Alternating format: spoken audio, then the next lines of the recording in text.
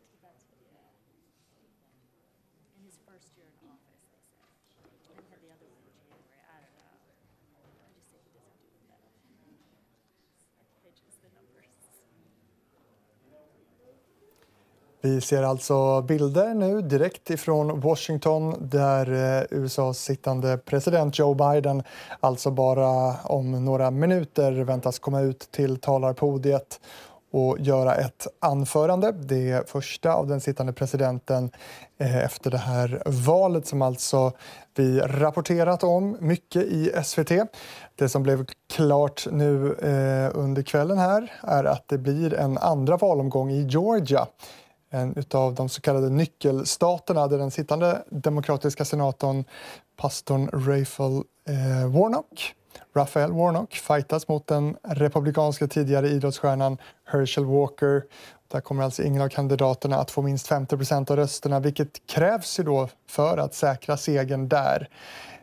Och det här bekräftas av Brad Raffensperger som är Georgias statssekreterare. Också ansvarig för delstatens valmyndighet när 99% av rösterna där i delstaten är räknade. Nu väntar alltså en andra valomgång i Georgia den 6 december. Är man nyfiken på den sändning vi gjorde tidigare så finns den att ta del av på SVT Play under SVT Nyheter direkt. Vi väntar alltså på Joe Biden som väntar göra alltså sitt anförande om en liten stund direkt ifrån Washington.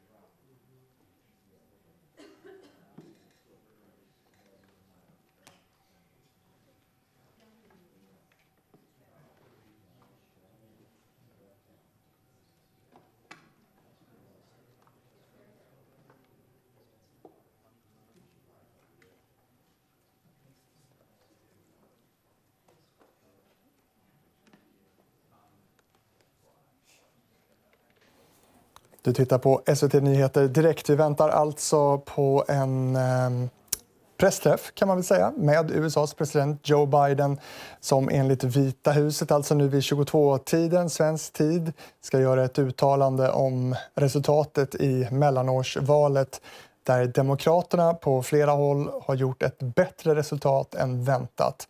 Men ännu är det inte avgjort hur det kommer gå i senatsvalet och republikanerna kan komma att få majoritet både i senaten och representanthuset. Vi på SVT Nyheter sänder alltså direkt och vi väntar på USAs sittande president Joe Biden som direkt ifrån Washington kommer att göra ett anförande om vad vi tror då ska handla om just det här valet.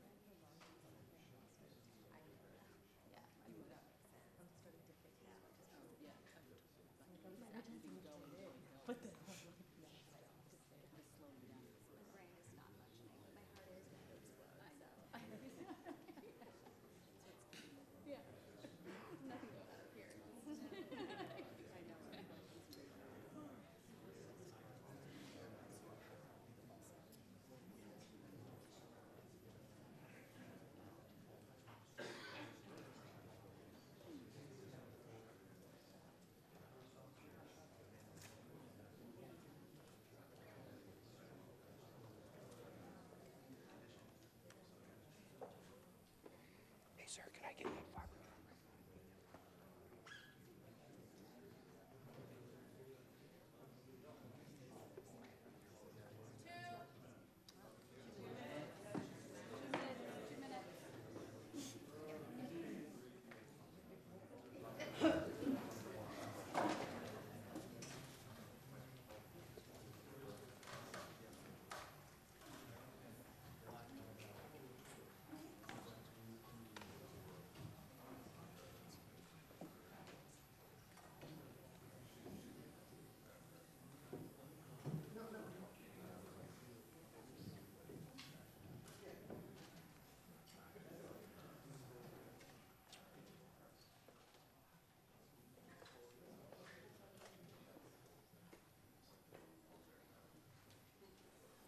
Och det vi alla väntar på nu det är att USAs sittande president Joe Biden ska komma ut och ställa sig vid talarstolen och göra ett uttalande om det mellanårsval som vi på SVT och resten av världen bevakat med stort intresse och nyfikenhet.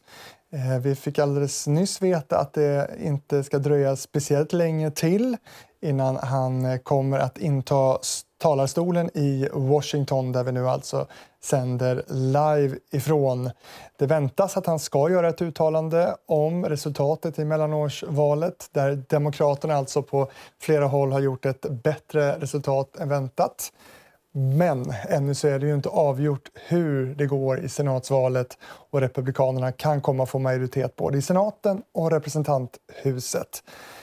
Och vi på SVT Nyheter ska alltså sända den här pressträffen och vi ligger alltså på bilder just nu från Washington i väntan på Joe Biden.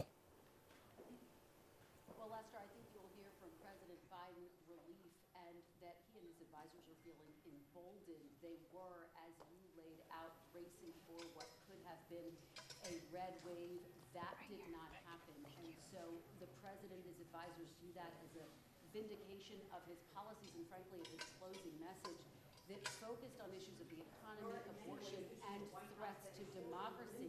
Now, some people question that strategy, but the White House believes it pays off. So I think you will hear President Biden talking about that and what comes next if, in fact, Republicans across the aisle and work with it. Appears to be coming out now. We've just seen the First Lady.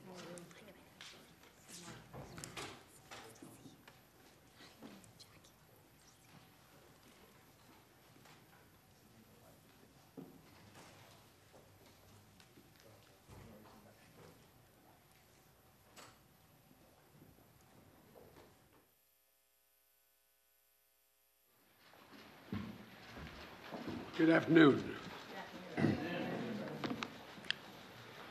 Well, we had an election yesterday. And it was a good day, I think, for democracy. And I think it was a good day for America. Excuse me, I'm a little hoarse. Our democracy has been tested in recent years, but with their votes, the American people have spoken.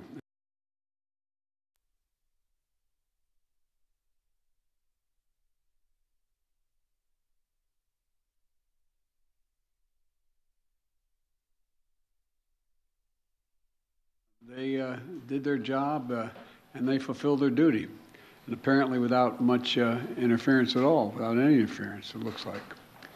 And that's a testament, I think, to the American people. While we don't know all the results yet, at least I don't know them all yet, here's what we do know. While the press and the pundits are predicting a giant red wave, it didn't happen. And I know you were somewhat miffed by my obsessive optimism, but I felt good during the whole process. I thought we were going to do fine. While any seat lost is painful, some good Democrats didn't win the last night. Democrats had a strong night. And we lost fewer seats in the House of Representatives than any Democratic president's first midterm election in the last 40 years. And we had the best midterm for governors since 1986. And another thing that we know is that voters spoke clearly about their concerns, about raising costs, the rising costs that they're in, and the need to get inflation down. There's still a lot of people hurting. They're very concerned. And it's about crime and public safety. And they sent a clear and unmistakable message that they want to preserve our democracy and protect the right to choose in this country. And I especially want to thank the young people of this nation, who I'm told, I haven't seen the numbers, voted historic numbers again. And just as they did 2 years ago. They voted to continue addressing the climate crisis, gun violence, their personal rights and freedoms, and the student debt relief. Last night, I was pleased to call Maxwell Frost, a 25-year-old who got elected, I guess the youngest man ever elected to the United States Congress. And I told him I told him that I was the first elected, the second youngest person ever elected to the United States Senate at 29. That I have no doubt he's off to an incredible start and what I'm sure will be a long, distinguished career. And when he's president and they say Joe Biden's out in the outer office, I don't want to say Joe who. But the voters were also clear that they are still frustrated. I get it. I understand it's been a really tough few years in this country for so many people. When I came to office, we inherited a nation with a pandemic raging and an economy that was reeling. And we acted quickly and boldly to vaccinate the country and to create a stable and sustained growth in our economy. Long-term investment to rebuild America itself, our roads, our bridges, our ports, our airports, clean water systems, high-speed internet. And we're just getting started. The interesting thing is that this is all going to really come into clear view for people in the months of January, February, March of next year. It's just getting underway. So I'm optimistic about how the public is going to even be more embracive of what we've done. Historic investments that are leading companies to invest literally hundreds of billions of dollars combined to build semiconductor factories and other advanced manufacturing here in America. It's going to create tens of thousands of good-paying jobs. And by the way, a significant number of those jobs are going to be jobs that pay average $126,000, $127,000. You don't need a college degree to get those jobs. And we're dealing with global inflation as a result of the pandemic and Putin's war in Ukraine. We're also handling it better than most other advanced nations in the world. We're lowering gas prices. We're taking on powerful interest to lower prescription drug costs and health insurance premiums and energy bills. After 20 months of hard work, the pandemic no longer controls our lives. It's still a concern, but no longer controls our lives. Our economic policies have created a record 10 million new jobs since I came into office. Unemployment rate is down from 6.4 when I was sworn in to 3.7%, near a 50-year low. And we've done all this while lowering the federal deficit in the 2 years by $1.7 trillion. Let me say it again, $1.7 trillion. No administration has ever cut the deficit that much. And reducing the federal deficit is one of the best things we can do to lower inflation, but while we've made real progress as a nation, I know it's hard for folks to see that progress in their everyday lives. And it's hard to see the results from actions that we took while we have to implement what we've done. But I believe we took the right steps for the country and for the American people. In fact, if you look at the polls, overwhelming majority, I don't look at them much anymore because I'm not quite sure how to read them anymore. I hope you are uncertain as well. But overwhelming majority of the American people support the elements of my economic agenda. From rebuilding America's roads and bridges to lowering prescription drug costs to historic investment in tackling the climate crisis, to making sure that large corporations begin to pay their fair share in taxes. And I'm confident these policies are working and that we're on the right path, and we need to stick with them. All these initiatives take hold as they do, from lead pipes being removed from schools and homes to new factories being built in communities with a resurgence of American manufacturers. It's already created, by the way, 700,000 brand new manufacturing jobs. You've heard me say it ad nauseum. I don't know where it's written. It says we can't be the manufacturing capital of the world. We are now exporting product, not jobs, around the world.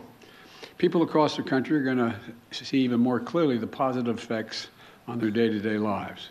But I still understand why they're hurting right now. So many people are concerned. As I have throughout my career, I'm going to continue to work across the aisle to deliver for the American people. And it's not always easy, but we did it the first term.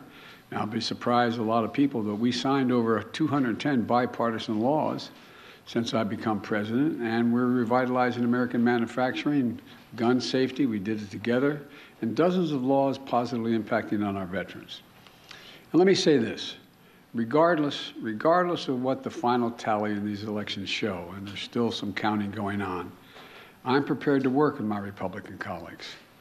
The American people have made clear, I think, that they expect Republicans to be prepared to work with me as well.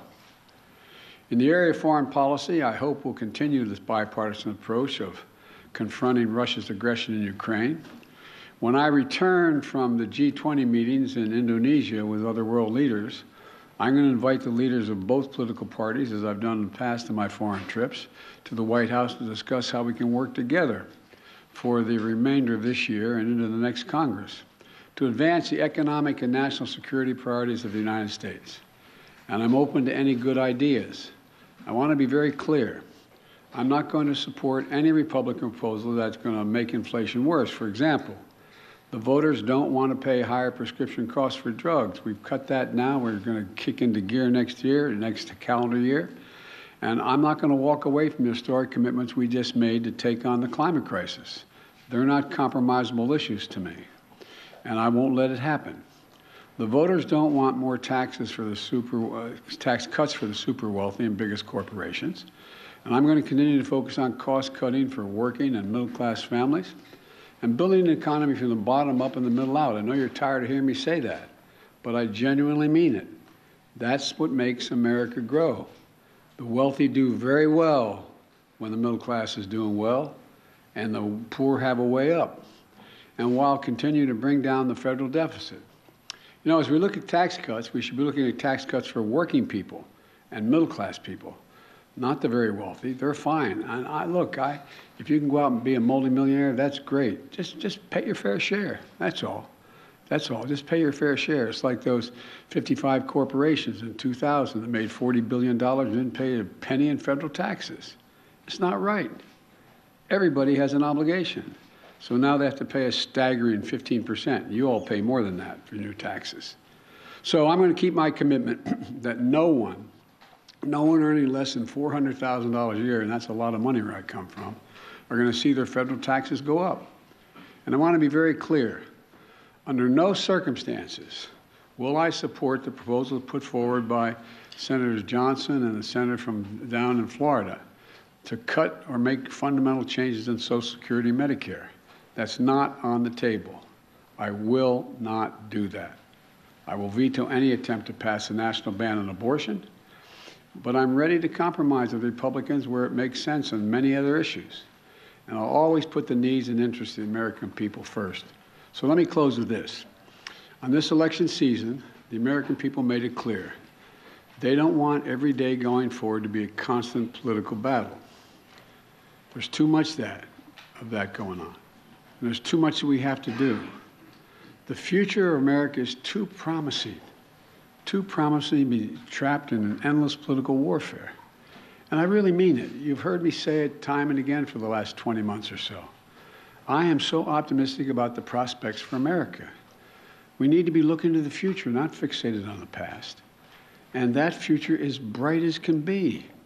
We're the only nation in the world that's come out of every crisis stronger than we went into the crisis. And that's a fact. I mean, literally mean that. We've come out stronger than we've gone in. And I've never been more optimistic about America's future than I am today. You know, particularly because of all those young people I talked about, 18 to 30. They're showing up. They're the best educated generation in American history. They're the least prejudiced generation in American history, the most engaged generation in American history, and the most involved. Look, after a long campaign season, I still believe what I always have. This is a great nation, and we're a great people. And it's never been a good bet to bet against America. Never been a good bet to bet against America. There's nothing beyond our capacity if we work together. We just need to remember who the hell we are. We're the United States of America. The United States of America. There's nothing beyond our capacity. And I'm pretty well convinced that we're going to be able to get a lot done. Now, I've been given a list of 10 people that I'm supposed to call on, and you're all supposed to ask me one question, but I'm sure you'll ask me more. And so let me start off with a list I've been given. Zeke Miller, Associated Press. Thank you, Mr. President. I have two questions for you. As you mentioned, how come we never hold you guys the same standard you hold us to? But anyway, go ahead. I'm teasing. You mentioned that Americans are frustrated, and in fact, 75% of voters say the country is heading into the wrong direction, despite the results of last night. What in the next 2 years do you intend to do differently to change people's opinion of the direction of the country, particularly as you contemplate a run for president in 2024? Nothing, because they're just finding out what we're doing. The more they know about what we're doing, the more support there is. Do you know anybody who wants us to get rid of the change we made on prescription drug prices and raise prices again? Do you know anybody who wants us to walk away from building those roads and bridges and the internet and so on? I don't know any. I think that the problem is the major piece of legislation we passed, and some of it bipartisan, takes time to be recognized. For example, you got over $1 trillion worth of infrastructure money, but not that many spades have been put in the ground. It's taking time. For example, I was on the phone congratulating a Californian recently, and then someone up in Scranton, Pennsylvania, the congressman who got elected. He said, "Can you help us make sure we're able to have high-speed rail service from Scranton to New York City?" I said, "Yeah, we can. We can.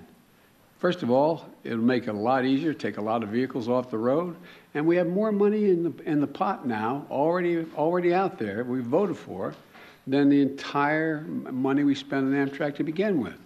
And it's the same way. For example, I talked about through the campaign that we're going to limit the cost of insulin for seniors to $35 a month instead of $400 a month. Well, it doesn't take effect till next year. So there's a lot of things that are just starting to kick in. And the same way with what we've done in terms of the environmental stuff. It takes time to get it moving. So I'm not going to change. As a matter of fact, you know, there's some things I want to change and add to. For example, we had passed the most bipartisan, we passed the most extensive gun legislation, rational gun policy in 30 years. But we didn't ban assault weapons. I'm going to ban assault weapons. They're going to try like the devil. So I'm not going to change the direction. I said I ran for 3 reasons. I'm going to continue to stay where I am, and I know I fully understand the legitimate concern that what I'm saying is wrong, okay? One is that I said we're going to restore the soul of the country, begin to treat each other with decency, honor, and integrity. And it's starting to happen. People are, the conversations are becoming more normal, becoming more, how can I say it, decent. Second thing I said was I want to build a country from the middle out, the bottom up, and that way everybody does fine. I'm tired of trickle down. Not a whole lot trickles down, but when you trickle down to hardworking folks. And the third thing I know is still very hard. I'm going to do everything in my power to see to unite the country. It's hard to sustain yourself as a leading democracy in the world if you can't generate some unity. So I'm not going to change anything in any fundamental way. And just on a different topic, Mr. President, Russia today claimed that it had evacuated the Kherson region and the Kherson city. Do you believe that this is potentially an inflection point in that conflict? And do you believe that Ukraine now has the leverage it needs to begin peace negotiations with Moscow? First of all, I found it interesting they waited till after the election to make that judgment, and which we knew for some time that they were going to be doing. And it's evidence of the fact that they have some real problems, the Russian military, number one. Number two, whether or not that leads to, at a minimum, it will lead to time for everyone to recalibrate their positions over the winter period. And it remains to be seen whether or not there will be a judgment made as to whether or not Ukraine is prepared to compromise with Russia. I'm going to be going to the G20. I'm told that President Putin is not likely to be there, but other world leaders are going to be there in Indonesia. And we're going to have an opportunity to see what the next steps may be. Nancy, CBS, Nancy Cordes. Thank you, Mr. President. I have a few questions. Been Okay. saving them up. First of all, Republican leader Kevin McCarthy said last night that it is clear we are going to take the House back. Do you think he's probably right about that? Well, based on what we know as of today, we've lost very few seats for certain. We still have a possibility of keeping the House, but it's going to be close. And for example, in Nevada, we won all 3 of those seats, contested seats. I went out for each, and I spoke with for each of those folks, but we won them all. I didn't know that last night, so it's a moving target right now, but it's going to be very close. Can you describe your relationship with Mr. McCarthy? How often do you speak to him? What do you think of him? I think he's a Republican leader, and I haven't had much of occasion to talk to him, but I will be talking to him. I think I'm talking to him later today. When it comes to your legislative agenda, when you were vice president, your legislative agenda basically ran into a brick wall 2 years in when Republicans took control of the House, and that lasted for the rest of the Obama presidency. Is there any way for you to prevent that same fate from happening this time around? Yes. If Republicans take control of the House? Yes, because it's going to be much closer if they take control. If they can't, look, the predictions were, and again, I'm not being critical of anybody who made the predictions. I got it, okay? This is supposed to be a red wave. You were talking about us losing 30 to 50 seats, and this was going to, nowhere near, that's not going to happen. And so there's always enough people on the other team, whether it's Democrat or Republican, that the opposite party can make an appeal to that maybe pick them off to get the help. And so it remains to be seen. But look, I doubt whether or not, for example, all the talk, I'd ask I don't expect you to answer, but the rhetorical question, do you think that Senator Johnson is going to move to cut Medicare and Social Security. And if he does, how many Republicans do you think are going to vote for it? So it depends. And then my final question. Republicans have made it clear that if they do take control of the House, that they want to launch a raft of investigations on day one into your handling of Afghanistan, the border. They want to look into some of your cabinet officials. They want to investigate you. They may even want to investigate your son. What's your message to Republicans who are considering investigating your family, and particularly your son Hunter's business dealings? Lots of luck in your senior year, as my coach used to say.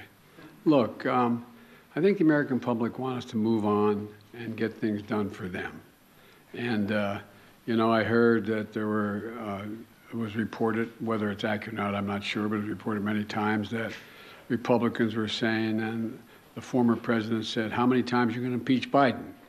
Impeachment proceeding against Biden. I mean, I think the American people will look at all of that for what it is. It's just almost comedy. I mean, but look, I can't control what they're going to do. All I can do is continue to try to make life better for the American people. Okay, Phil Mattingly, CNN. Thank you, Mr. President. I have 37 questions. I'm kidding. Sir, at a fundraiser last month, you said, quote, the rest of the world is looking at this election, both the good guys and the bad guys. You noted you're going to the G20 in a couple days. You'll come face to face with many of those leaders the same moment that your predecessor is considering launching his re-election effort. How should those world leaders, both good guys and bad guys, view this moment both for America and for your presidency? Well, first of all, these world leaders know we're doing better than anybody else in the world, as a practical matter. Notwithstanding the difficulties we have, our economy is growing. You saw the last report. We're still growing at 2.6%. We're creating jobs. We're still in a solid position. And there's not many other countries in the world that are in that position. And I promise you, from the telephone calls I still have and from the meetings I have with other heads of state, they're looking to the United States and saying, how are you doing? What are you doing? What can we do together? So I think that the vast majority of my colleagues, at least those colleagues who are NATO members, European Union, Japan, South Korea, et cetera, I think they're looking to cooperate and wanting to know how we can help one another. And what was the other question? Oh, I'm sorry. No. So I think one way I would follow up on that is you noted that you felt like there was a shift in terms of people being willing to show more decency in this moment. You've often talked about breaking the fever or kind of a transition from this moment that we've faced over the last several years. Do you feel like the election is what represents that? Do you feel like the fever is broken, I guess? Well, I don't think we're going to break the fever for the super mega MAGA Republicans. I mean, but I think they're a minority of the Republican Party. I think the vast majority of the members of the Republican Party, we disagree strongly on issues, but they're decent, honorable people. We have differences of agreement on issues. But they, I work with a lot of these folks in the Senate and the House for a long time, and they're honest and they're straightforward. They're different than mine, but they're decent folks. And so I think that the rest of the world, and a lot of you have covered other parts of the world, and the rest of the world is looking at the United States.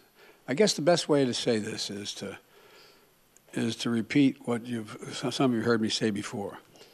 The first G7 meeting for the public, that's the 7 largest democracies, when I went to right after we got elected in February, after I got sworn in January. And I sat down at a round table with the 6 other world leaders from the European Union and Canada, et cetera, and said, America's back. And one of them turned to me and said, for how long? For how long? It was a deadly earnest question. For how long?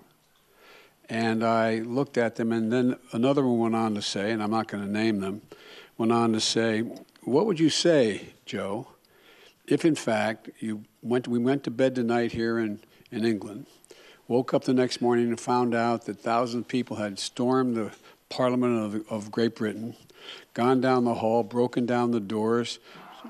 2 cops ended up dying, a number of people injured, and they tried to stop the confirmation of an election. It's not the same situation, obviously, as we have. And he said, what would you think? And I asked a rhetorical question, what would you all think? You'd think England was really in trouble. You'd think democracy was on the edge if that happened in Great Britain. And so that's the way people were looking at us, like, when's this going to stop? Nothing like this has happened since the Civil War. I don't want to exaggerate, but literally, nothing like this has happened since the Civil War. And so what I find is that they want to know, is the United States stable? Do we know what we're about? Are we the same democracy we've always been? Because, look, the rest of the world looks to us. I don't mean that we're always right. But if the United States tomorrow were to, quote, withdraw from the world, a lot of things would change around the world. A whole lot would change. And so they're very concerned that we are still the open democracy we've been, and that we have rules and the institutions matter. And that's the context in which I think that they're looking at, are we back to a place where we are going to accept decisions made by the court, by the Congress, by the government, et cetera? So the entire genesis of that G7 conversation was tied to your predecessor, who is about to launch another campaign. So how do you reassure them, if that is the reason for their questioning, that the former president will not return, or that his political movement, which is still very strong, will not once again take power in the United States? Well, we just have to demonstrate that he will not take power by, if he does run, making sure he, under legitimate efforts of our Constitution, does not become the next president again. Steve Howell. Thank you, sir. How do you interpret last night's results in terms of deciding whether you want to seek another term? Is it now more likely that you will run? And what's going to be your timeline for consideration? Well, first of all, Jill and I have, and by the way, it's my wife Jill, who's held a lot more popular than I am in the Democratic Party too. But at any rate, all kidding aside, our intention is to run again. That's been our intention, regardless of what the outcome of this election was. The fact that we won, I didn't run, the fact that the Democratic Party outperformed anything anyone expected and did better than any off-year presidency since John Kennedy is one that gives everybody like, whew, sigh of relief that the mega Republicans are not taking over the government again, et cetera. And so my judgment of running, when I announce, my intention is that I run again, but I'm a great respecter of fate, and this is ultimately a family decision. I think everybody wants me to run, but we're going to have discussions about it. And I don't feel in any hurry one way or another to make that judgment, today, tomorrow, or whenever, no matter what my predecessor does. Early next year, or what's your thinking? My guess is, I hope Jill and I get a little time to actually sneak away for a week around between Christmas and Thanksgiving.